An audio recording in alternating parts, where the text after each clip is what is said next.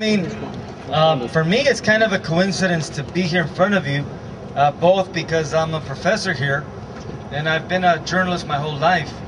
And I'm here kind of for a different reason also, because I'm a member of a group of survivors of torture and political violence. So for my group, it's an international group.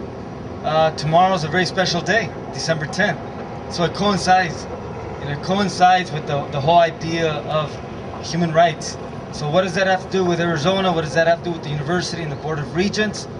Well, as somebody who has survived torture and political violence, I can say that it begins with dehumanization. And that's what I see happening right now. It's like incrementally we're permitting dehumanization. Like somebody said right now, silence, right? Silence or neutrality on SB 1070, et cetera, et cetera. I think beyond neutrality, on this campus, for example, when 1070 passed, the president here said, and he seems like a good guy, he seems like a good guy, yeah. He says, well, we're going to train all of our staff to make sure we comply with the law. And it's kind of like, wait a minute, this guy, did he read the law? In other words, that's the problem, complying with the law. I might get ahead of myself, because what I want to say directly to that point is that I think we should make a demand that universities be sanctuaries. Yeah, I remember in Mexico during the 60s that was sacrosanct.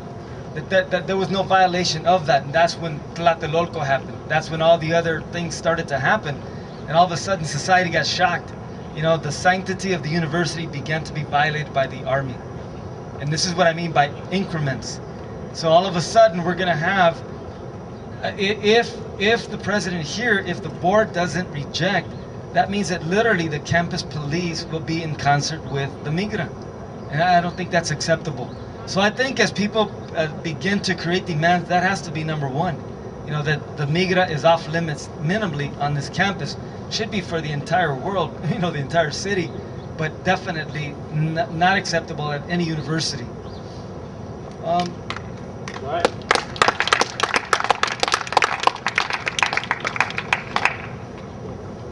Some of you may be wondering why I'm even holding a little piece of paper. When I told you I'm a survivor, part of that had to do with my skull was cracked. So these aren't theories that you read about. These are real. And our communities live these consequences. So sometimes I have to put these little notes in case I forget, but I'm not going to forget right now.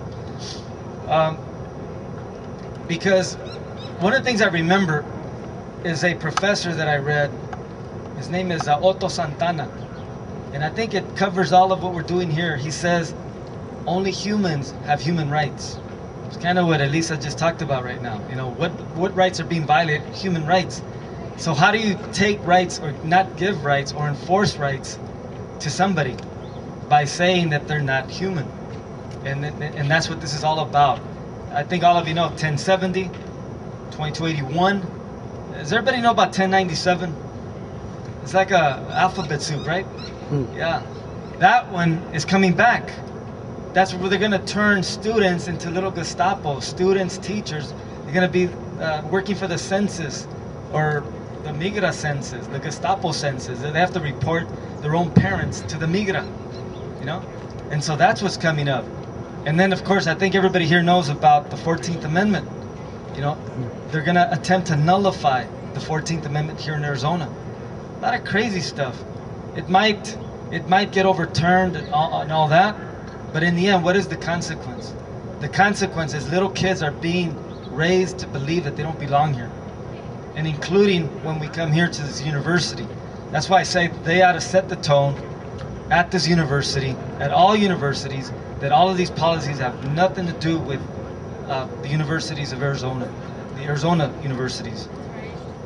And one of the things I just mentioned, and I know we're in good company with like Tonatierra in Phoenix. We always talk about that. What I just mentioned to you right now, those are not laws. I coined that term a long time ago. They're called anti-laws. Because laws are meant to protect. Laws are meant to humanize.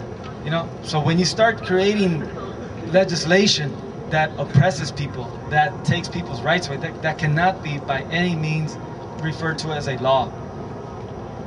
Anyway, I think sometimes what I was talking about, sanctuary, another term for that is a hate and harassment free zone. That's kind of what we are used to, that language, but I think it's got to go further. Again, declare these places sanctuaries. Now for me, and because I don't know how much time I have, I'm going to just emphasize one last point. If you want me to keep talking, let me know. HB 2281. You know, I don't know if everybody, because I know people see it more as Tucson, but it's actually the entire state, and literally it's the entire country. And if you ask me, it's worldwide. So does everybody here know what 2281 is or what it's about? Yeah, 2281, you know, it's designed to eliminate one program, but the way it's written, it eliminates the entire state. That is, the idea of teaching ethnic studies once into law, that is, as of January 1, ethnic studies can no longer be taught under penalties. And you know, there's a few details. But here's the point. 1070 is what you see. Look around. 1070 is our skin color. It's the body. They're attacking us physically. The idea is like we got, and I'm not exaggerating. I mean, if you're familiar with all the laws, they are anti-Mexican, anti-indigenous. The racial profile is indigenous. You don't think they're looking for Spanish, blonde, blue-eye types. They're not doing that. It's literal indigenous profile. So that's the body. And when I say 2281 is the mind, combined, it's our spirit. And that's what this is about. See, one is not more important than the other. Because it's like saying, we'll deport out as many as we can. And those of you that remain, as long as you like George Washington and the Pilgrims, you're okay. Don't talk to us about your maize culture that's 7,000 years old. You know, keep that in the closet. Because, you know, I was listening to Tom Horn. Actually, Russell Pierce, both of them. Same thing. And you know what they said about 2281? They said, we don't have a problem with your culture. We don't have a problem with your history, as long as you keep it at home. Well, and I was thinking, and I said to myself, what does that sound like? I mean, there's a prophecy about this, actually. You know, I don't want to get mystic on you, but I am familiar with the prophecy. No, there's a prophecy. It's called El Último Mandato de Cuauhtémoc. And that was when the Spaniards came and began to commit their genocide and destroy the people and the culture. A council met. And a decree was issued. And it said, let us destroy our temples, our schools, our houses of song,